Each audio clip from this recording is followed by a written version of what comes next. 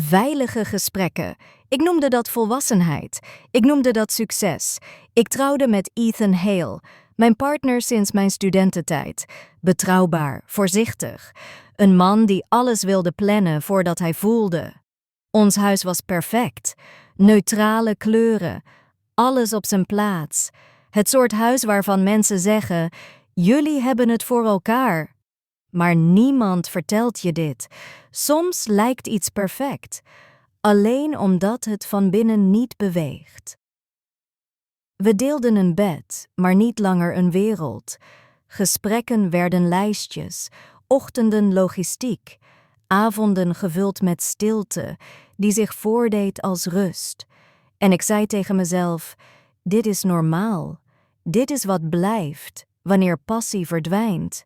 Maar eenzaamheid, die soort eenzaamheid, die breekt je niet ineens. Ze legt zich langzaam over je heen, tot je merkt dat je ademt in iets wat je leeg maakt.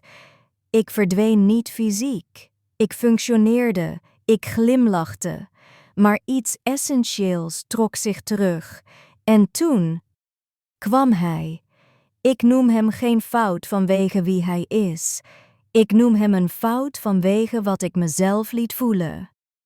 Luca, Ethans beste vriend, altijd aanwezig, altijd veilig, altijd achtergrond, tot hij dat niet meer was. Waar Ethan aarzelde, handelde Luca. Waar Ethan luisterde om te reageren, luisterde Luca om te begrijpen. Het begon niet met aanraking, niet met woorden die te ver gingen. Het begon met een simpele vraag. Ava, hoe gaat het echt met je? Niemand had dat in jaren gevraagd. En ik wist niet hoe ik moest antwoorden, omdat ik mezelf die vraag niet meer durfde te stellen. Na die middag veranderde niets zichtbaar, maar alles verschoof. De stilte in huis was niet langer leeg. Ze was geladen. Ik dacht aan hem wanneer ik dat niet wilde. Ik merkte wat ik miste. En schuld kwam eerder dan actie. Dat is het wrede eraan. Schuld wacht niet tot je iets doet. Ze verschijnt wanneer je hart begint te leunen.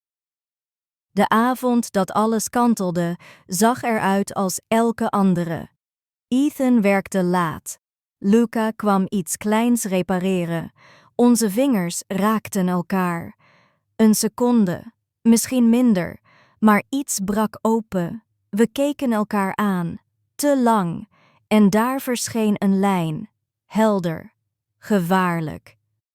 Je kunt zo'n moment niet onvoelen. Toen Ethan een paar dagen weg was, kwam Luca weer langs. We deden alsof het toeval was. Maar spanning liegt niet. Elke blik bleef hangen. Elke pauze zei iets wat geen van ons durfde te zeggen. En ik leunde in. De kus was zacht, onzeker, maar echt. Daarna werd alles zwaarder. Mijn rol naast Ethan werd ondraaglijk. Mijn hart had al gekozen voordat mijn verstand het begreep. Ik vertelde de waarheid. Niet alles, maar genoeg. Dit verandert alles, zei Ethan. En hij had gelijk. Wat volgde was geen explosie, maar ontmanteling. Langzaam, pijnlijk, eerlijk. Luca werd geen redding. Hij werd een spiegel. Niet iemand die mij meenam, maar iemand die mij liet zien wat ik al had verloren. Het leven volgt geen rechte lijnen. Verlangen is geen zonde. Het is een signaal van iets in jou dat nog leeft. Als dit verhaal iets in jou raakte, iets dat je liever stilhoudt, abonneer je. Er zijn meer verhalen en sommige waarheden wachten niet eeuwig om gehoord te worden. Bienvenue, une histoire inoubliable. Je n'étais pas censée être là. Pas dans cet appartement, pas sur ce canapé et certainement pas à cet instant-là. La vie a une façon de plier les lignes que nous traçons avec soin, de défaire des plans que nous pensions solides. Elle nous dépasse comme une marée incontrôlable, ignorant les cartes que nous essayons de dessiner pour nous-mêmes. Je pensais avoir mon chemin tout tracé. Je pensais que l'amour était une promesse qui durerait. Mais parfois, l'amour se termine par le son du silence plutôt que par un adieu. Ma rupture m'avait vidée d'une manière que je n'aurais jamais cru possible.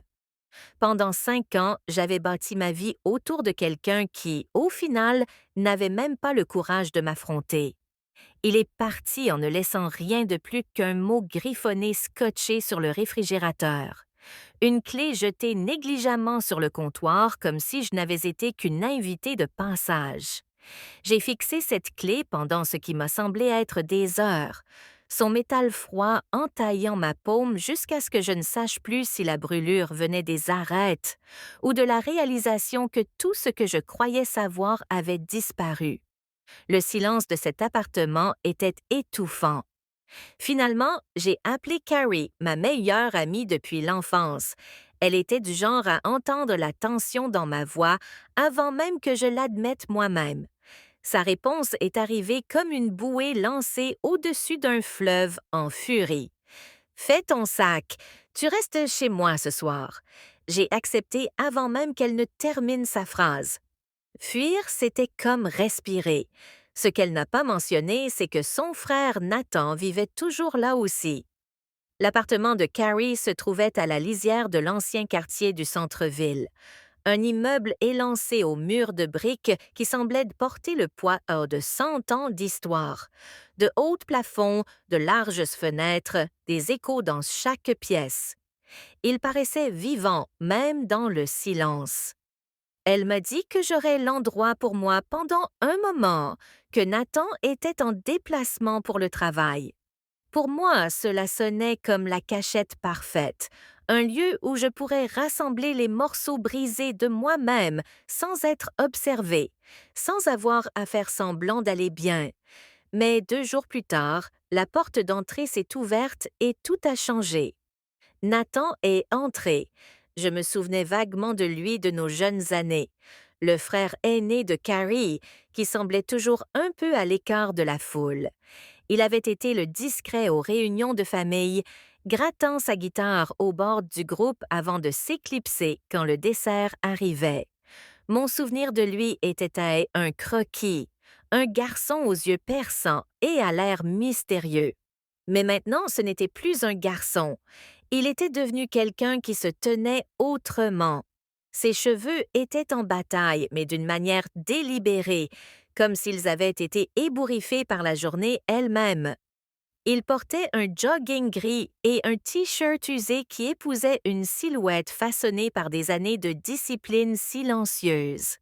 Sa présence remplissait l'embrasure de la porte d'une gravité calme qui m'a surprise. Ses yeux, plus doux désormais, plus profonds, semblaient porter le poids que seule la vie peut graver en quelqu'un. Nos premiers échanges furent simples.